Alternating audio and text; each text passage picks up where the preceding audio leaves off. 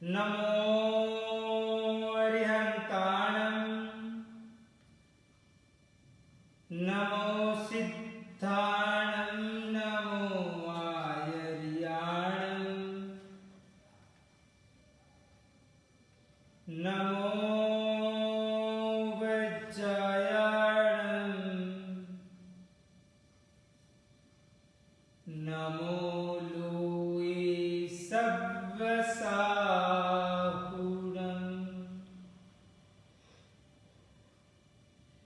एषो पञ्चनमुक्कारो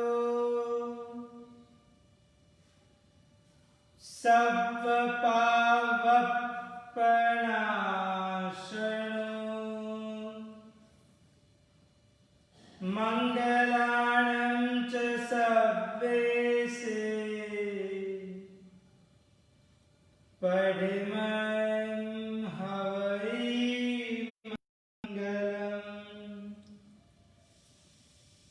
मङ्गलं भगवान् वीरो मङ्गलं गौतम प्रभु मङ्गलं स्थूलिभद्रा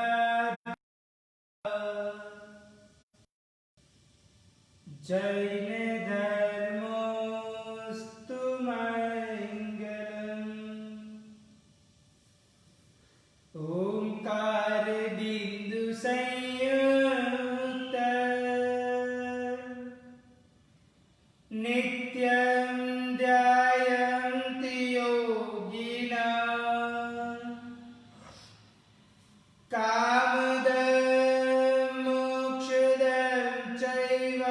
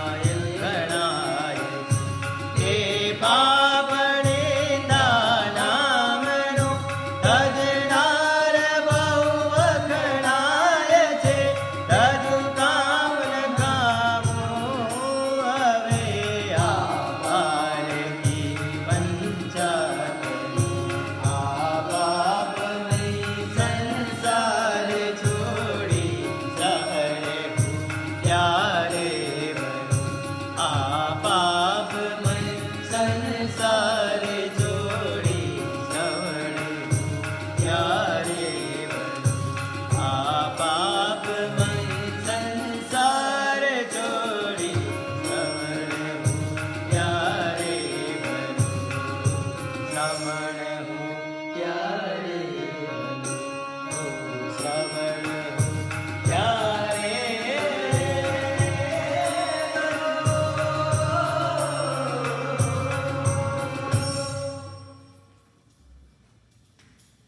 धर्म जिज्ञासु भाई और बहनों, 16वां नंबर का पाप यानी कि पर परिवार। पर परिवार नाम का पाप यानी सीधे अर्थ के अंदर दूसरे लोगों की पंचायती करना, दूसरे की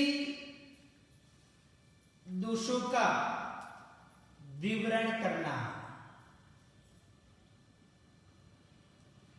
दूसरे व्यक्तियों के अंदर क्या क्या और कौन से प्रकार के दोष रहे हुए हैं उनका विस्तृतीकरण करना, यानी कि एक प्रकार से वो सभी के बीच में जाहिर करना, उसको कहा जाता है पर परिवार। सीधे अर्थ के अंदर कहा जाए तो एक व्यक्ति के दोष हमारे निंदात्मक भावों के द्वारा वो दोष को आंखों के द्वारा देखते हुए, कानों के द्वारा सुनते हुए, वही चीज दूसरे व्यक्ति को मुंह के द्वारा बोलना, और उसमें भी अपनी कुछ बुद्धि के अनुसार मरी मसाला इत्यादि डालते हुए स्वादिष्ट बनाते हुए सामने वाले को दूसरे के दोषों का विवरण करना, सीधे अर्थ के अंदर पर परिवार कहा जाता है। भाग्यशाली जनरली आज के जमाने के अंदर काफी मात्राओं के अंदर व्यक्ति को एक दूसरे की बाबतों के अंदर बातें करने का, एक दूसरे का कोई कार्य चल रहा है तो उसको अटकाने का, या तो फिर दूसरे की बाबतों के अंदर माथापच्ची करने का एक मन लोगों का जनरली होता रहता है। और भाग्यशाली इस प्रकार कहा जाता है, शास्त्रकार भगवान तो वहां तक बोलते हैं, कहते हैं कि कोई हमारे पास एक बार सलाह मांगे तो सलाह मत दो, 2 बार 3 बार 4 बार 5 बार ऐसे 10 बार यदि वो सलाह मांगे ना तो एक बार आप सलाह दोगे ना तो आपके वचन की मूल्यता रहेगी। अगर आप दूसरे कोई व्यक्ति ने सलाह नहीं मांगी और अगर आप सामने से सलाह देते हो तो भाग्यशाली याद रखना आपके वचन का कोई मूल्य नहीं रहेगा।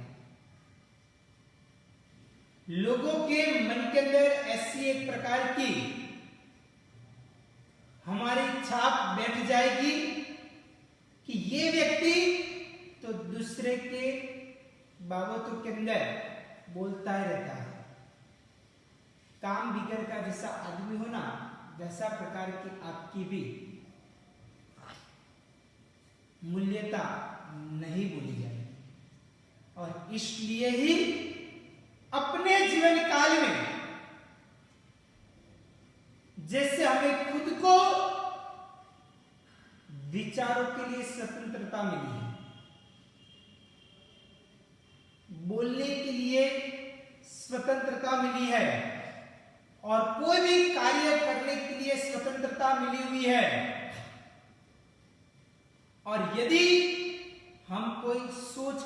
विचार करते हैं, सोचते हैं, कुछ बोलते हैं और कुछ कार्य करते हैं, अगर अन्य कोई व्यक्ति हमारी ये बाबतों के अंतर्गत बीच में हमें कुछ डिस्टर्बेंस करे तो हमें वो बिल्कुल मान्य नहीं होता है। हमें ऐसा ही लगता है कि ये स्वतंत्रता हमें मिली हुई है, तो ये स्वतंत्रता को छीन के लिया जाए तो उचित बिल्कुल। यदि वो स्वतंत्रता भोगने का पूर्ण हक हमें है तो भाग्यशाली वैसे ही जितनी स्वतंत्रता हमें मिली है ना, उतनी ही स्वतंत्रता दूसरे को भी मिली है। हम हमारे मन के विचारों के माध्यम से स्वतंत्र पूर्ण तरीके से सोच सकते हैं, बोल सकते हैं और कार्य कर सकते हैं। वैसे ही सामने वाले को भी इतनी ही स्वतंत्रता मिली है। अगर आप बीच में दूसरे की बाबतों के अंदर माथापच्ची करते हो तो याद रखना कि वो भी सोचेगा जितना हमें स्वतंत्रता प्रिय है उतना ही सामने वाले को स्वतंत्रता प्रिय है। इसलिए अपने जीवन काल में जैसे हमारी स्वतंत्रता खींचने का दूसरे को किसी को अधिकार नहीं है वैसा मानते हैं, वैसे हमें भी दूसरे की स्वतंत्रता छीनने का कोई अधिकार नहीं दिया है। भाग्यशाली यदि आपको ऐसा लगे सामने वाला व्यक्ति के अंदर कोई टूटे हुए कोई दोष है तो उसको कहना चाहिए, समझाना चाहिए, सुधारा करना चाहिए। तो भाग्यशाली आप उसको खानगी के अंदर अलग से लेते हुए सभी के बीच में नहीं परंतु सभी के बीच में से अलग साइड में बुलाते हुए उसको प्रेम से समझाओ, प्रेम से कहो और उसको हो सके तो आपके वचनों के माध्यम से उसको समझाते हुए उसके दिल और दिमाग तक ये बात पहुंचाते हुए उनको समझाओ, उनको योग्य और सही मार्ग पर लाने का प्रयत्न करें। परंतु वो व्यक्ति समझता नहीं, मानता नहीं, मानने के लिए तैयार भी नहीं है, तो फिर वही व्यक्ति की दोषों का स्वरूप बाहर दुनिया के अंदर अन्य व्यक्तियों के बीच में वो जाहिर करना उसका ही सीधा नाम निंदक वृत्ति या तो निंदा कहा जाता है। तो वैसी प्रकार की निंदा हमें अपने जीवन काल के अंदर कभी नहीं करनी चाहिए। एक अपेक्षा से ऐसा भी कहा जाता है कि यदि दूसरे का द्रव्य हरण कर देते हैं यानी कि चोरी करते हैं, यदि परदारा का सेवन करते हैं उससे भी अधिक पाप एक अपेक्षा से कि निंदा के अंतर्गत लगता है, पर परिवार के अंतर्गत लगता है। वो कैसे? तो कहा जाता है कि जब व्यक्ति दूसरे का द्रव्य हरण करने का यानी कि चोरी करने का यदि मन में विचार करता है ना, या तो परदारा का सेवन करने का भी सोचता है ना, तो मन के अंदर एक डर रहता है, एक डंक रहता है कि ये कार्य करते हुए मैं पकड़ा गया तो मेरा कुछ किसी ने मेरा पाप देख लिया तो मैं चोरी करता हूं और किसी ने देख लिया तो क्या होगा। ऐसा वो कार्य करने के पहले उनके मन के अंदर एक प्रकार का डर रहता है, परंतु दूसरे की निंदा करनी है, उसका विचार भी करते हैं ना कि चलो फलाना फलाना व्यक्ति है, उसके दोष दूसरे व्यक्ति के समक्ष जाहिर करूं तो उसमें उतना पाप का डर नहीं रहता है। दूसरे नंबर के अंदर अगर चोरी करते हैं, अगर पर्दारा का सेवन जो व्यक्ति करता है वो करते वक्त भी उसके मन के अंदर एक डर रहता है कि मैं गलत कर रहा हूं। जो व्यक्ति यदि चोरी करता है ना तो उसके मन के अंदर वो डर रहता है कि मैं चोरी कर रहा हूं।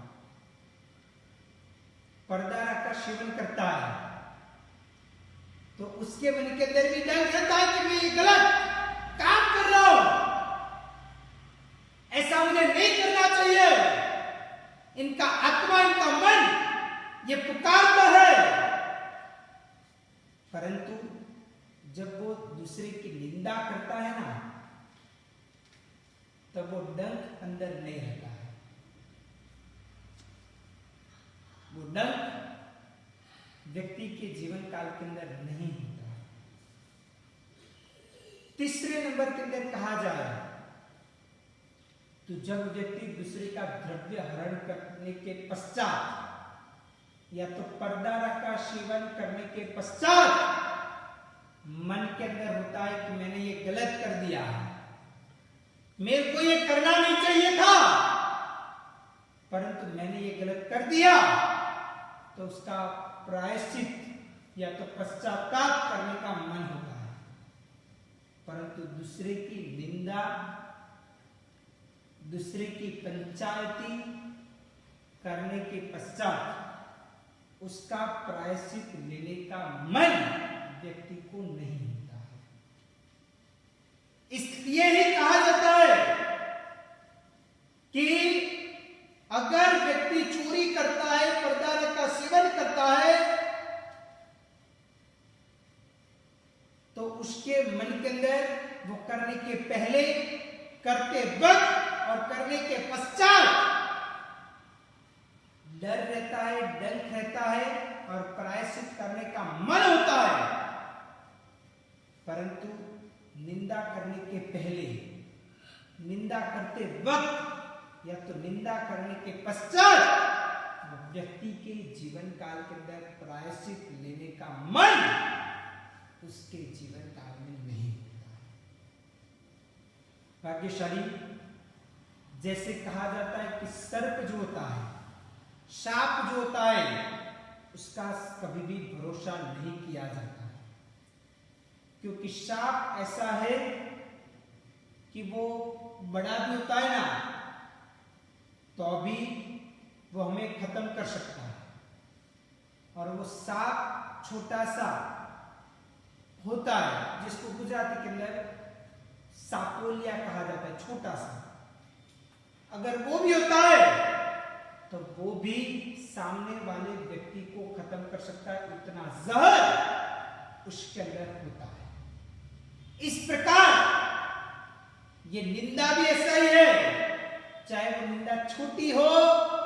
या बड़ी हो, वो व्यक्ति का मात्र के मात्र अहित अहित और अहित ही करता है। आज दिन तक कोई भी निंदा ने व्यक्ति को सुधारा नहीं है। व्यक्ति को समझाते हुए, व्यक्ति के साथ घुल मिल जाने के द्वारा, व्यक्ति के साथ समाधान वृत्ति के द्वारा अभी भी कुछ सुधारा हो सकता है, परंतु व्यक्ति की निंदा चारों ओर करते हुए वो व्यक्ति को कभी सुधारा नहीं जा सकता। अगर व्यक्ति को सुधारना है तो उसको प्रेम से बुलाओ, अलग से एकांत के अंदर बैठो, उसको समझाओ, उनको एकदम प्रेम पूर्वक की भाषा के द्वारा उनको कहो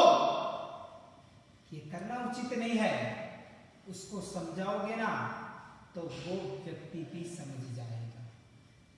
इसलिए अपने जीवन काल में निंदा वृत्ति का परित्याग करना चाहिए, परपरिवाद को तिलांजलि देनी चाहिए। भाग्यशाली कहा जाता है कि निंदक के जो दुष्ट भाव इतने दुष्ट होते हैं कि वो दुर्जन की तो निंदा करता ही है, परंतु सज्जन को भी वो छोड़ता नहीं है। भाग्यशाली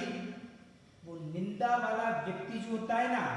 वो दुश्मन की तो निंदा करेगा ही, परंतु वो अपने खास जो परम मित्र है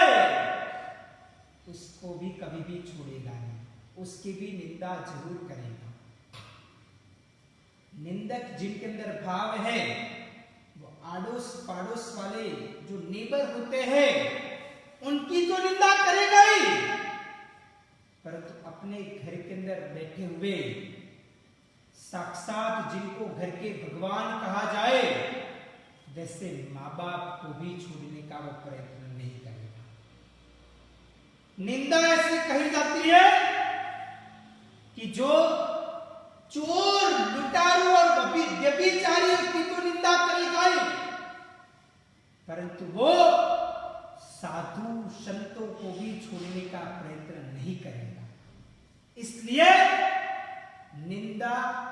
गलत व्यक्ति की तो निंदा करेगा ही, परंतु अच्छे व्यक्ति को भी देखते हुए कहीं ना कहीं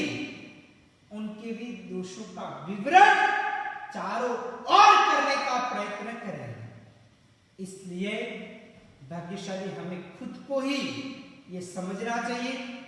खुद को ही ये बात जीवन में उतारनी चाहिए और खुद ही इस प्रकार का चिंतन मनन करते हुए कुछ ऐसा प्रकार का सोचो कि हमारे अंदर से पड़ी हुई ये निंदक वृत्ति, दूसरे का दोष देखने की भावना, एक मनोकामना, अपनी तमन्नाएं अपने जीवन में से निकले और अपने जीवन का, अपने आत्मा का कुछ हित हुए, ऐसा प्रकार का कुछ हम करें, गुणानुरागी बने,